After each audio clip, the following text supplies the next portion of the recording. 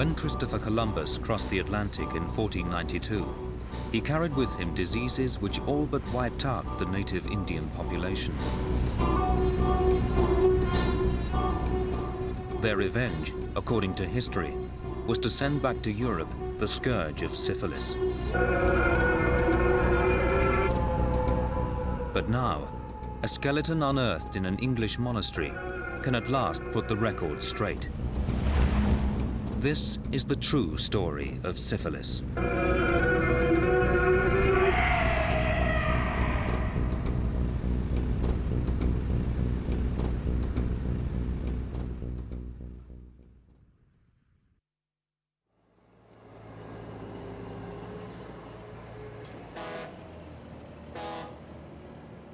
This story begins in Hull.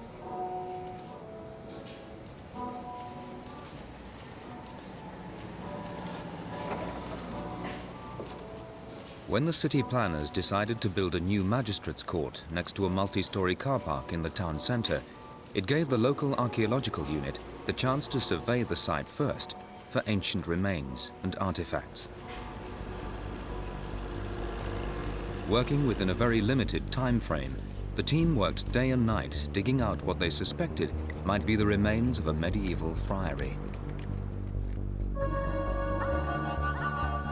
By the end of the dig, they had unearthed more than 240 skeletons and countless artifacts. Information which painted a detailed picture of a shadowy medieval world. A heady mix of religion and riches, medicine and morality, sex and disease.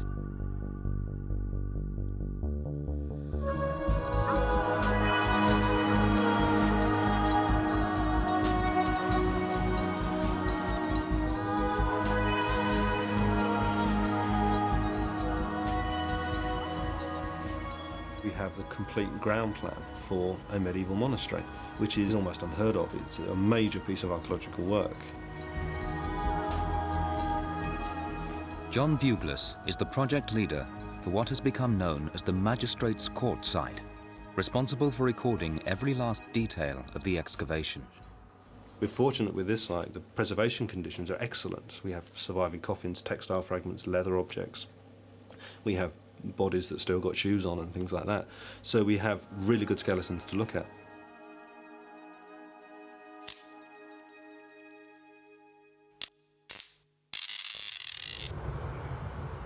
One skeleton in particular from the Hull site was set to rewrite history.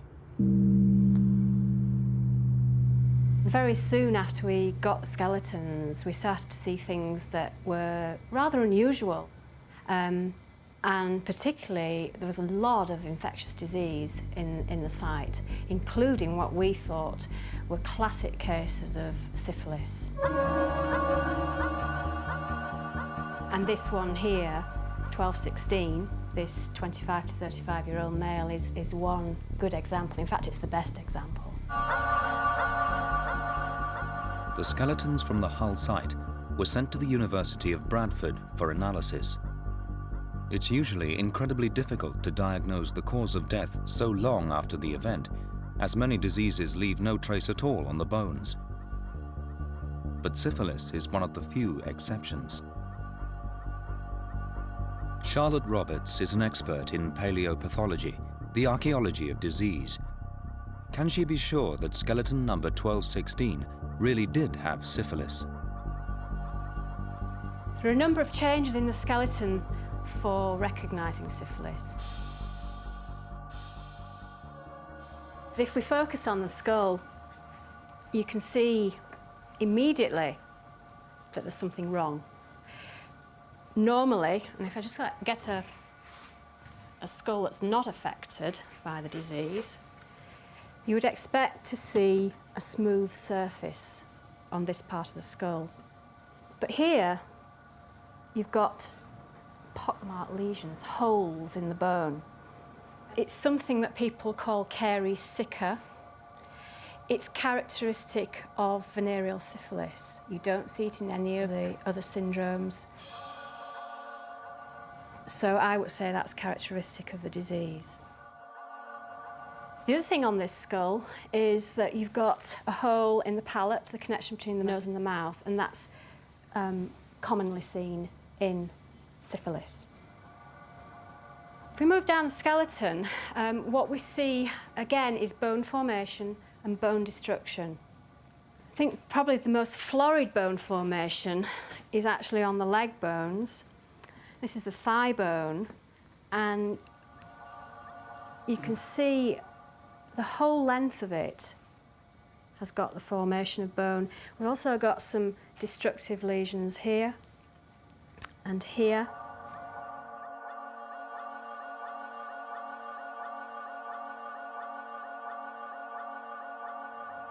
If we look at one of the lower leg bones, again you're seeing the same sort of changes that you see here, but also you get a massive amount of bone formation on the front of this lower leg bone, which people call a sabre shin because it looks like a sabre. Imagine the inflammation, the swelling of these limbs, the redness, the heat, the pain. Apart from skeleton 1216, the site contained 2 more classic cases of the disease, and there were characteristic signs of syphilis in more than 60% of the bodies. But all these people were buried in the sanctuary walls of a deeply religious community. And syphilis is a venereal disease. It is contracted through sexual intercourse. So what kind of religious community was this?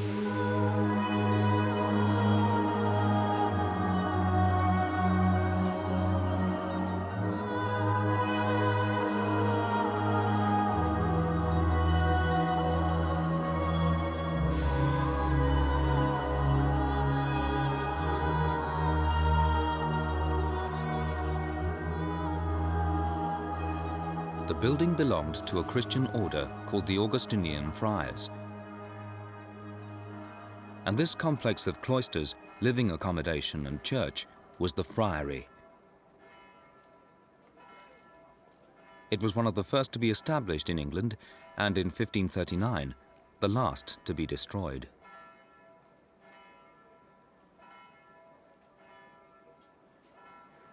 The brothers were not rich, like some other religious orders of the time. They were supposed to beg for a living. These friars were the social services of their day. They looked after the poor of the town. They were skilled in medicine, and they cared for the sick, whether they were rich or poor. Their good works and religious calling put them beyond reproach. And they were, of course, celibate.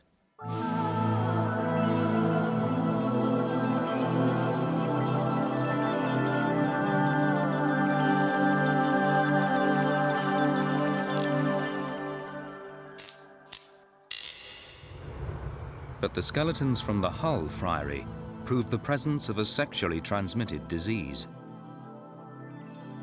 What had gone so perversely wrong amongst the brothers here? There was more evidence from the dig which could not easily be explained away. A dozen bodies were found with a wooden rod buried alongside them, leading to the suspicion that these friars belonged to a flagellation sect. We have a series of rods which are quite short. They're sort of about that long, and they still have the bark on them, and they're hazel, nice and whippy.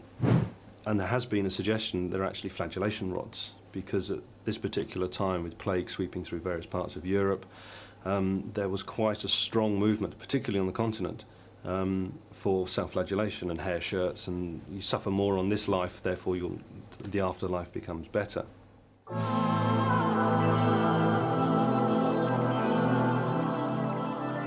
The Augustinian brothers were experts on the afterlife. They made a lot of money from death. They sold candles and winding sheets for the dead. They presided over funerals, held vigils, and said masses for the souls of the departed, all paid for by the wealthy merchant and aristocratic classes in order to save their souls, buying their way into heaven through the industry of the friars. This put the brothers in a powerful position. If they dispensed with their vow of poverty as easily as they seemed to have broken their vow of celibacy, they could make a fortune out of the misfortune of others.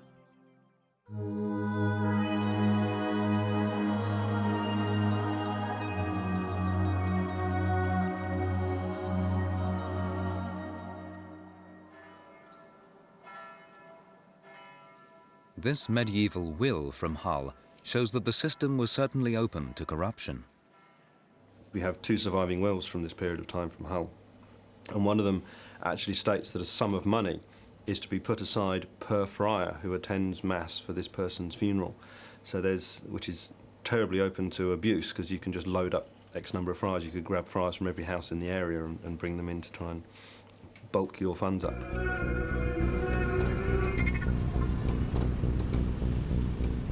The Augustinians were not a closed order of monks, shut away from the temptations of the world in a life of quiet contemplation.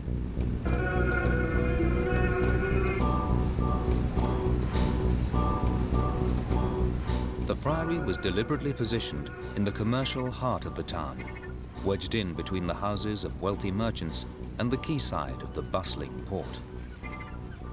One of the things, the trades that comes into Hull and makes its wealth is the wine trade coming in from Spain.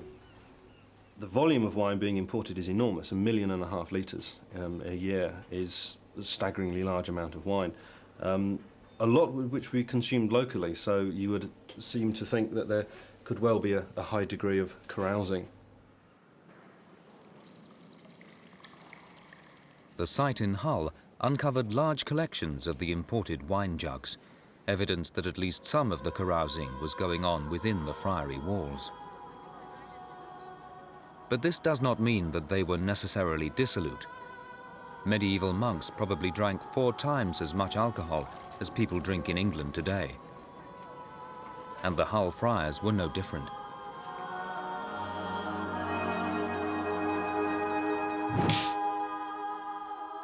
The whipping rods, if that is what they were, point more towards a form of medieval Christian devotion than sexual deviancy. If they were corrupt, the evidence is no more than circumstantial.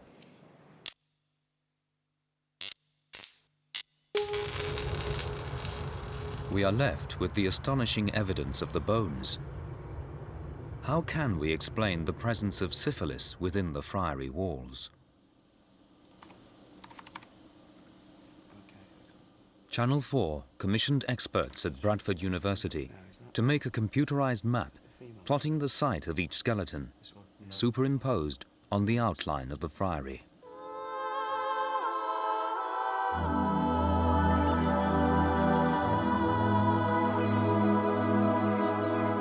Augustinian friars sold burial plots within their church. The nearer the altar, the nearer to God, and so the more expensive the plot. The most prestigious plots were reserved for the senior friars and for the rich merchants who paid for this privilege.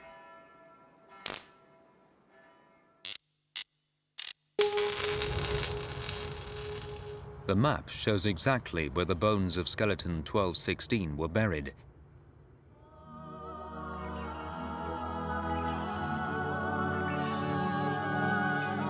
In a prime spot close to the altar.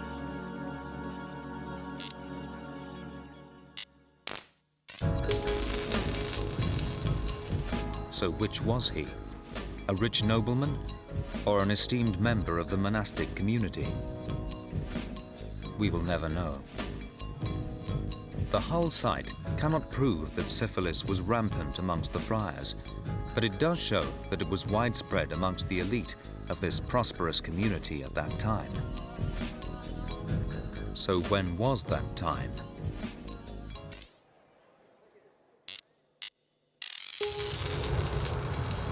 When did skeleton number 1216 die? The evidence from the dig suggests that he died in the 1300s. But if this was true, this was electrifying information.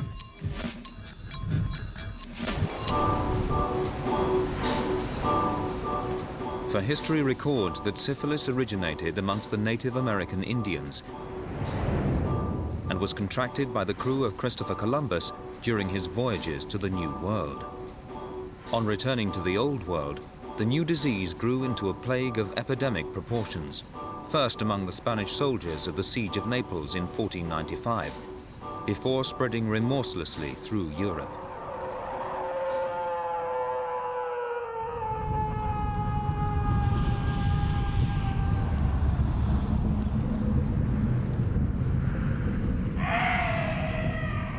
If the Hull site could be dated to before 1492, then the disease must have existed in the Old World prior to Columbus's journey, and history would have to be rewritten.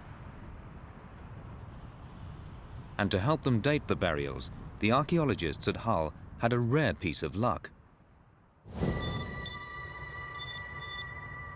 The waterlogged conditions of the site had preserved a remarkable number of wooden coffins, ideal and rare material from which to get a reliable date. It's a very unusual find. There are only 10 sites that have generated significant quantities of waterlogged coffin boards across the whole country for the last 50 years. So it's a very unusual find, and this is by far the biggest assemblage. Ian Tyers, from the Dendrochronology Unit in Sheffield, took over 300 samples back to his lab. The critical thing that we were supposed to be sorting out was the dating of the coffins themselves to help sort the stratigraphy and help put a timetable to the burials. You can see that we have wide rings and narrow rings are effectively reflecting the conditions under which the tree was growing, whether it was having a good summer or a bad summer as far as growth is concerned. And those act like a fingerprint through time. The pattern of narrow and wide rings is unique over a number of millennia. Having recorded the measurements for each sample, Ian then fed all the information into a central database to find a match which would give him a definite date. From our dating perspective, we can date the year and indeed the season of the year that the trees are felled. And those that we have bark edge for, so the year the trees were cut down, are all in the 1340s and the 1360s. The date from the Dendrochronology lab puts the coffins at between 1340 and 1369. This is not in itself particularly surprising. All the indications from the dig, the pottery, the historical records, all show a date around the middle of the 14th century, and the wood dating is right in the middle of this. But of course, this information from the site in Hull has sent shockwaves through the archaeological and historical world. Because syphilis is not supposed to have been in this country, in Europe even, until Columbus brought the disease back from America, 150 years after skeleton 1216 was buried in the nave of an Augustinian friary on the northeast coast of England. Who can history blame for the scourge of syphilis? In 1493, Christopher Columbus returned home to Europe with news of a new world. History records that he brought a new disease with him too, syphilis. But now, the discovery in Hull of skeletons bearing the scars of syphilis undermines this 500-year-old version of history. For these bodies were buried 150 years before Columbus set sail. So the question now is, who really gave syphilis to whom?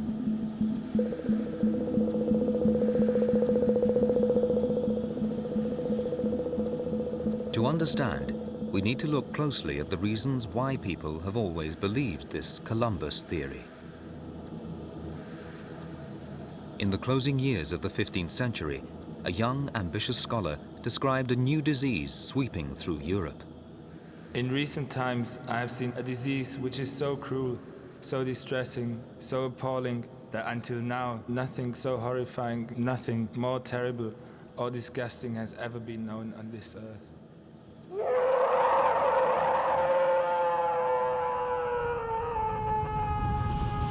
Joseph Grunpeck was an eyewitness to the agonies of the Spanish soldiers at the siege of Naples in 1495.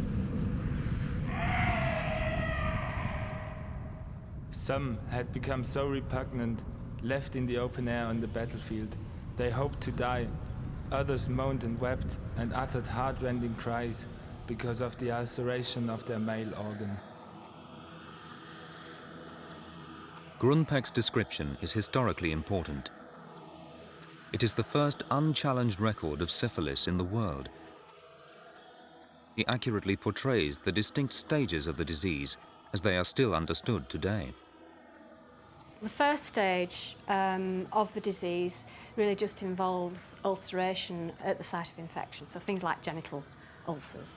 The swelling of the glands was followed by an abscess from which a putrid-smelling pus flowed for 4 months. The second stage, which occurs about 3 to 6 months after infection, you get a generalised rash. They experienced intense pains in head and bones, and soon boils appeared all over the body. It's the third phase, where you get considerable ulceration on the skin. The person wouldn't be feeling too good, I don't think, and wouldn't look very nice either. You can relate the bone lesions quite nicely to ulceration of the skin. Imagine a boil or an ulcer on the skin, and that's tracking down to these lesions on the skull. Not very nice.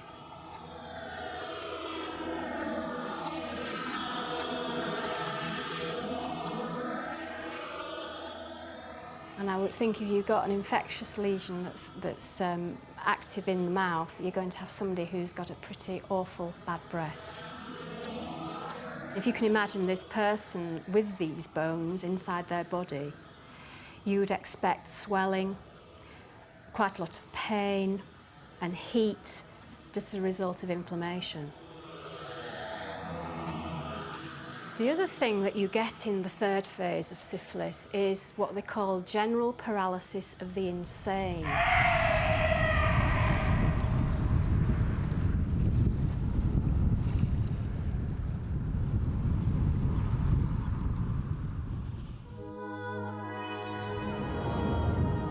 This was more than just another plague.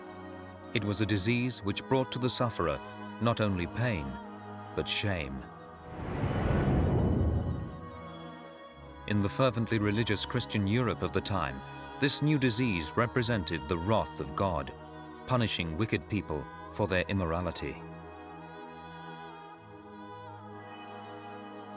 As Grunpeck describes the horror at the end of the 15th century, no one seemed to know where syphilis had come from, and of course nobody was willing to accept the place of origin for this disease as their own. He calls it the French disease. The French called it the Neapolitan disease. The Germans called it the Spanish itch.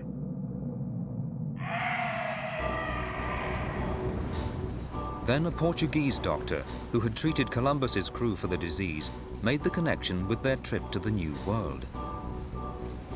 Clearly, they had contracted the disease from dirty American Indian women and brought it back to Christian Europe. In the 500 years since American Indians were first blamed for giving the disease to Europe, scientists have searched for evidence to support this theory.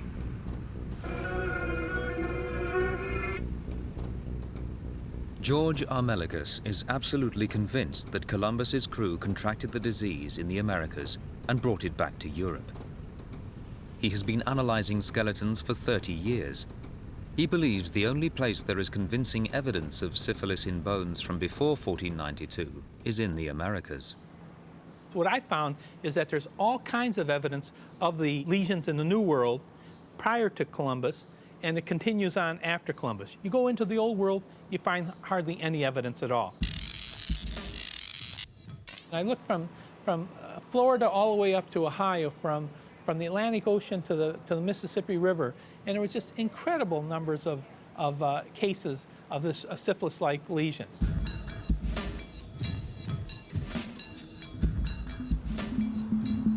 George is convinced that the disease was widespread in the New World, not just because he has found classic cases, but because he has found signs of syphilis in the population as a whole. Now, what I would expect to find is not only the fact that you find it within an individual, which we find many isolated cases, but we find it within a population and within a region. If these people are in social contact, they're in sexual contact, and so the disease should be widespread.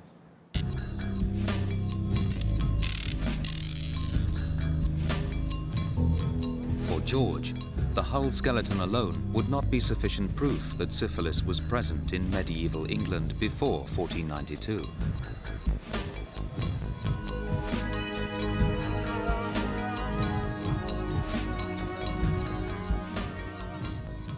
If Charlotte is to overturn 500 years of history, she needs more evidence.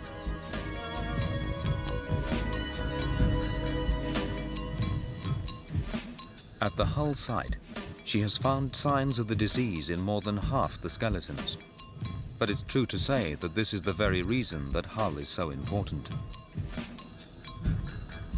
Syphilis has not been found distributed across medieval Europe like it seems to be in America. But Charlotte thinks there is a good reason for this. Syphilis does not show up on the bones until the third stage of the disease. Sometimes not until 50 years after initial infection. In medieval times, most people would have died of something else before then, leaving no signs that they ever had syphilis.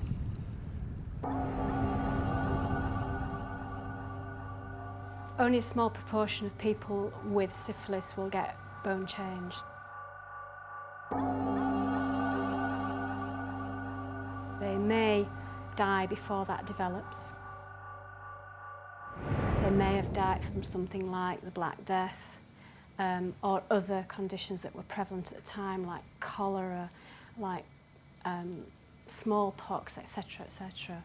So there was a lot going on in the medieval period that will have predisposed people to die quite young. And in fact, this person has died before the age of 40, but we don't know what from. But we know that this person has syphilis. So it's actually difficult to get a handle on really what the prevalence, the rate of this disease was in the later medieval period in England, because there's so many confounding factors. Charlotte would not expect to find the classic signs of syphilis in the general population at this time. This is what makes 1216 such a special find. He shows all the evidence of the disease. There has never been a clearer example in the old world from a site dated before 1492.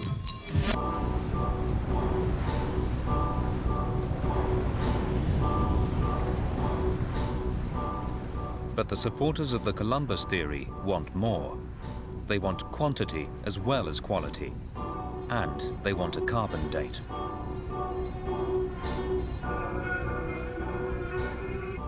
Really, the debate centers around this issue.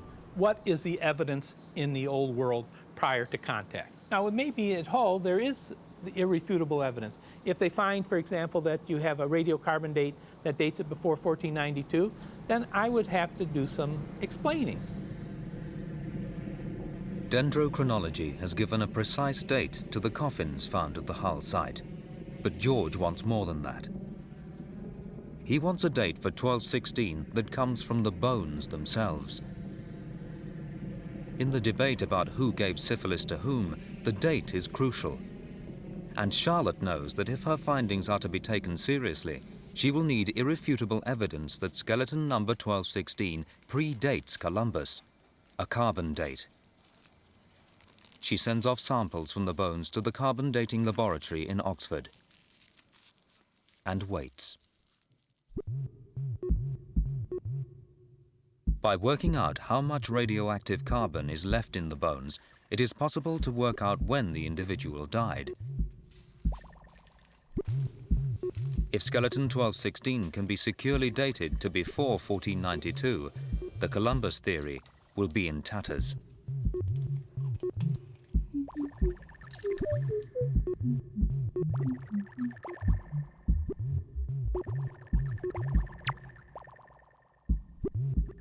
When the carbon age of 1216 is converted into calendar time, even with a cautious margin of error, the young man with syphilis can definitely be said to have died between 1300 and 1420 AD. At least 70 years before Columbus set sail for the Americas.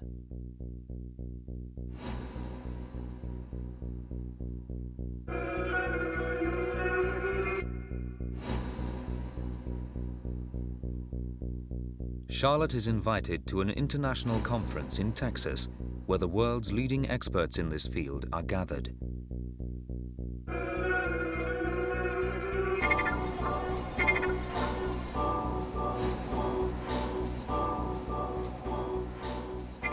Armed with photographic evidence and a carbon date, Charlotte arranges a private meeting to confront George Armelagus, with curator at the Smithsonian Institution, Don Ortner, as an independent witness.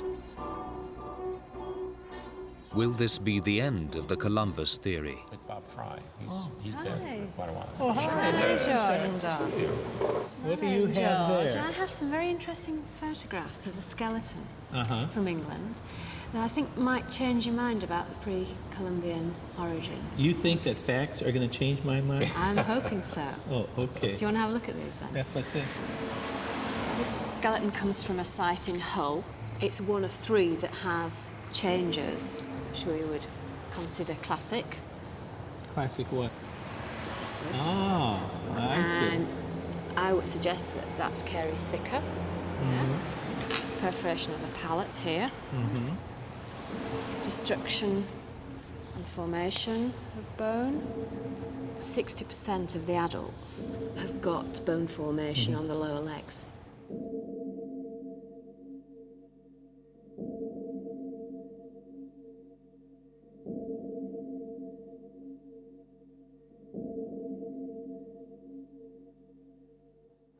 I'd say that this is obviously a clear case of syphilis.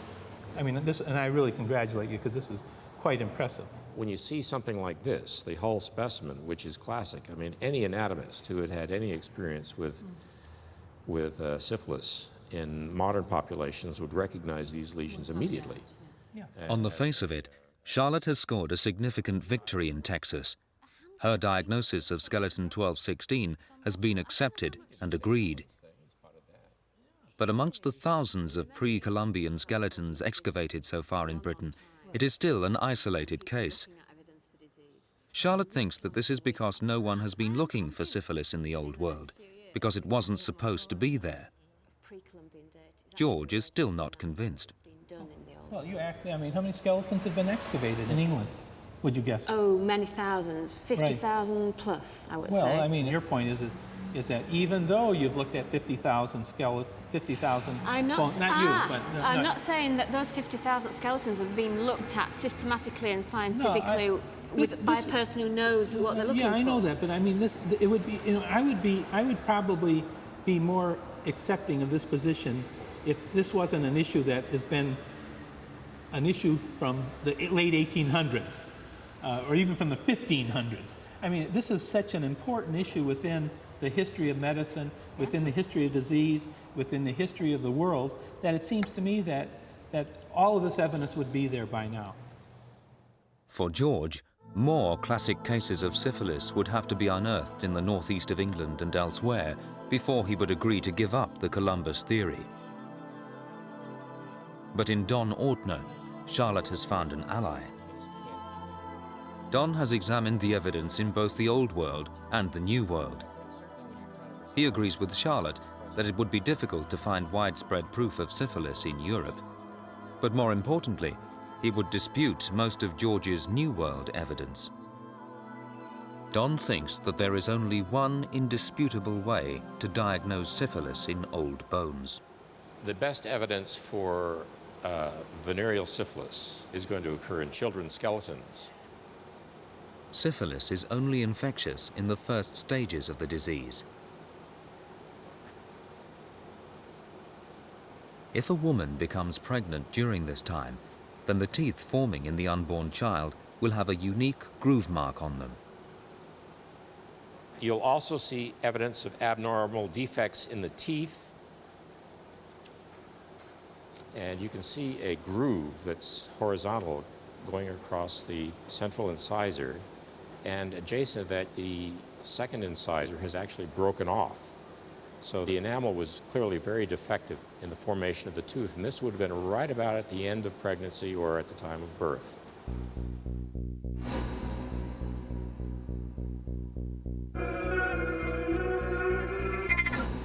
The work in the New World cannot prove that the disease originated here in America, and too little work has been done in Europe to conclusively reject the Columbus theory. The only way to prove the existence of syphilis in adults is to identify it in the skeletons of their children. Only a handful of child skeletons with the telltale syphilitic groove in their teeth, dated before 1492, had ever been found. All of them in America. In effect, the whole of the Columbus theory rested on 4 or 5 skeletons, and yet still it stood, apparently unshakable. That is, until another skeleton was found with the distinctive teeth, to finally shatter this distorted view of history. A skeleton found not in America, nor in medieval Europe, but from a town that flourished 2,000 years before the death of skeleton 1216.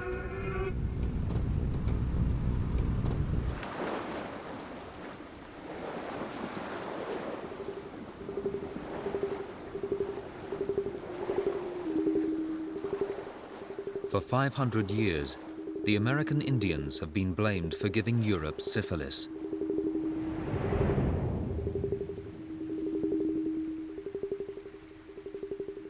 Then the discovery of skeletons from medieval Hull suggested we might have given it to them.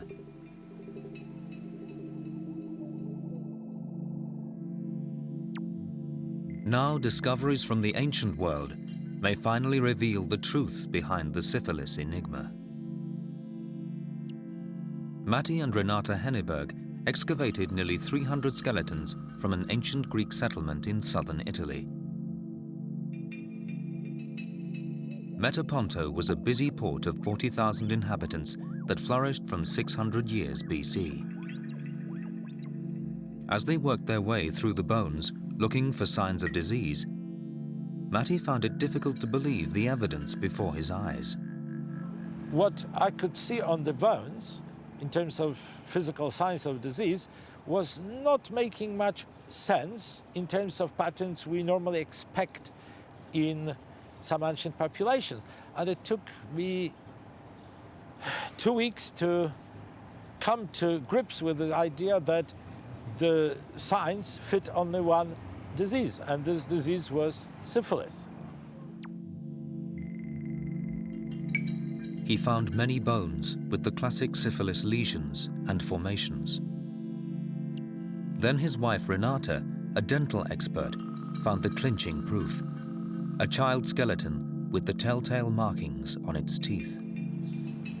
When I told him that I have 2 examples of the teeth changed as it is found in congenital syphilis, Matti was very happy because finally we had the picture of syphilis coming together. The Hennebergs knew that if they were right, the presence of syphilis in Europe had nothing to do with Columbus.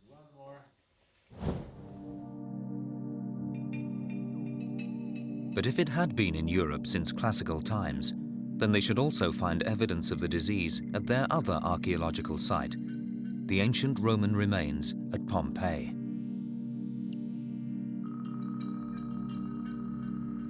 They began to search for the evidence that other experts might have missed.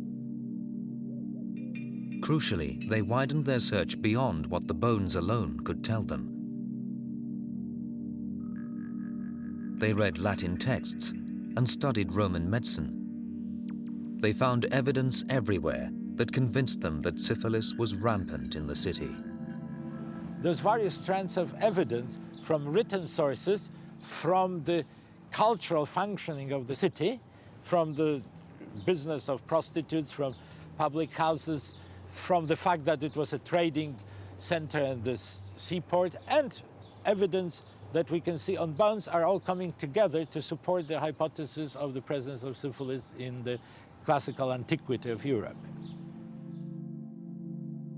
By looking at the wider social context of the disease, the Hennebergs have not just demonstrated that the disease has been around in Europe for thousands of years, they have also found the key to unlock the syphilis enigma. The question is no longer who gave it to whom. There is simply not enough bone evidence yet on either side of the Atlantic to settle the argument for good.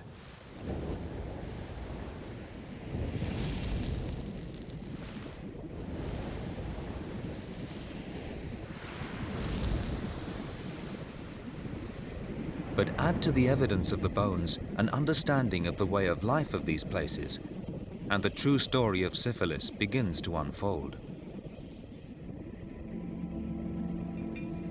Syphilis is a survivor, and to survive, it has mutated to adapt to different climates and different societies. It has not always been a killer.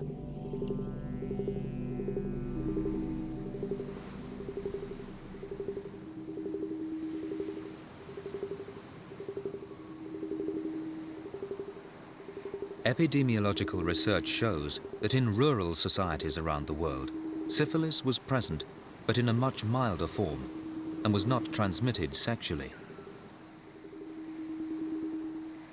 Mary Lucas Powell studies the evolution of the bacteria and how it has been transmitted amongst the Indian communities of the New World.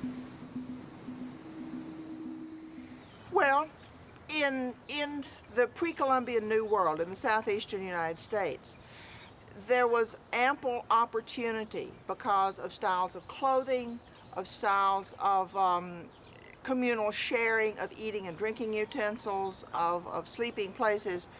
There was abundant opportunities in every generation for these diseases to be transmitted without any sort of sexual contact involved. And therefore, they were much more common within the populations, but with no connection with sexual activity. What the syphilis bacteria needs in order to spread is skin-to-skin contact.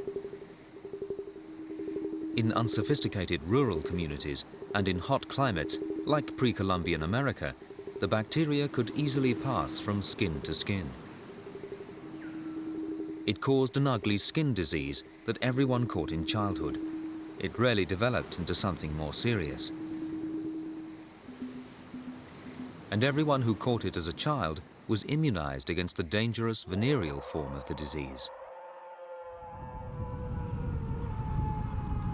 So why then does the bacteria sometimes mutate into a sexually transmitted killer? If we look at the places where we now know syphilis existed in its deadly venereal form, will that help us to understand? What is it that links Metaponto, Pompeii, Hull, and Naples? One common denominator is that they were all ports. Well, ports are ports. People always behave badly in ports. It seems that Hamburg is a good example at the moment, Rotterdam, Amsterdam, they're all ports, they all have very large red light districts. And if you're an all-male crew cooped up on a ship, then you would expect a certain amount of recreational activity to occur and a certain amount of sexual activity to occur, and there will always be prostitution. But it could not simply be promiscuity. The culture of some rural communities in the New World, for example, allows for promiscuity before marriage. The difference, as the archaeologists at Hull discovered, was just how cosmopolitan these ports were. The wine came from Spain. The coffin wood was traced to the Baltic forests. Traces of precious metal from the Far East were found on the friary stones. Complex international trading, it seems, was an essential feature of life in medieval Hull. You're going to have people from The Baltic, which we've seen from the timber trade and from Spain coming in with the pottery and the wine. We're also going to have people from the Low Countries, the Dutch, the French, people coming from Poland. And because you've got high turnover of population, disease is going to come in. There is another reason why the bacteria had mutated in certain towns in the Old World into this horrific sexually transmitted plague. Venereal syphilis is primarily a disease of cities, of advanced civilizations with advanced health measures and medications.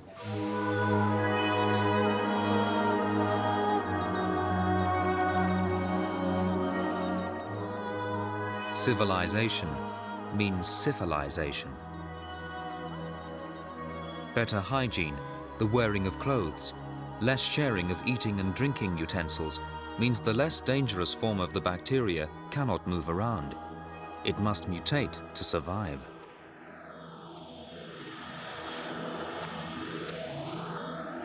The people buried within the Hull Friary walls were the sophisticated urban elite of medieval society. Amongst such people, the mild form of the disease simply couldn't survive. So the syphilis bacteria sought out the warm sexual parts of the body and waited.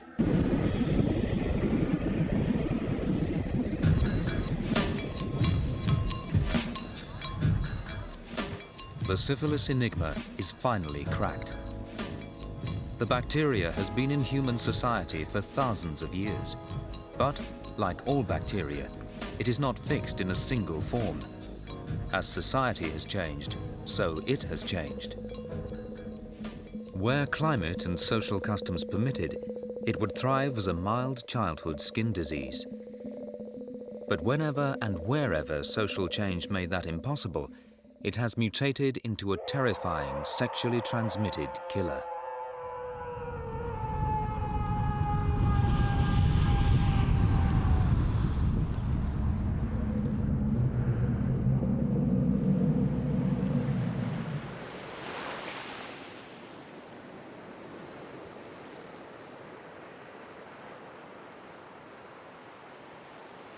But there is a final twist in the tale.